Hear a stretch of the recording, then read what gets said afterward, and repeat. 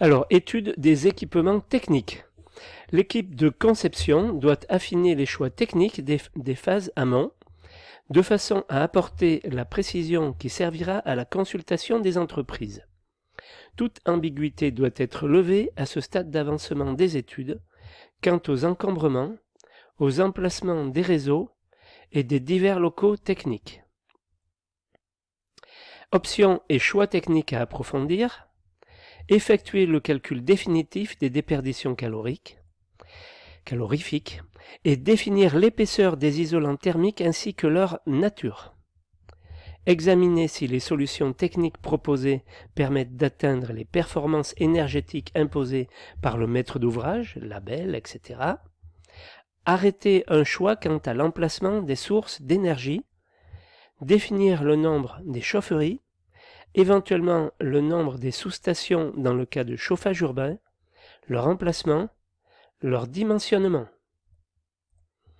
Établir une notice descriptive sommaire des différentes prestations, en particulier définir la puissance, le nombre et les caractéristiques du matériel de production d'énergie, des appareils d'émission, dresser un tracé sommaire de l'ensemble des canalisations, de manière à éviter que les études d'exécution ultérieures ne mettent en évidence des impossibilités de passage pour les dites canalisations.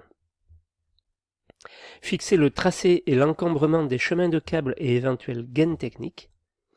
Réduire le coefficient d'incertitude quant à l'estimation des dépenses initialement prévues, tant sur le plan de l'installation que sur le plan de l'exploitation. Étude des locaux techniques, consultation des services publics.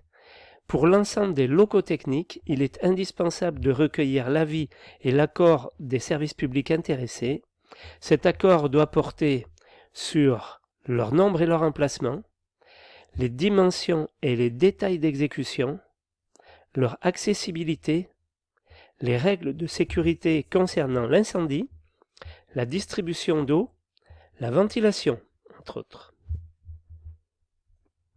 Définir pour chaque local son emplacement, ses dimensions et éventuellement se conformer à des schémas types remis par l'administration ou les sociétés concessionnaires.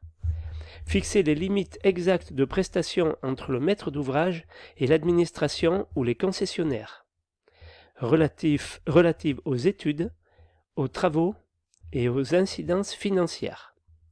L'étude des locaux techniques doit être menée avec soin.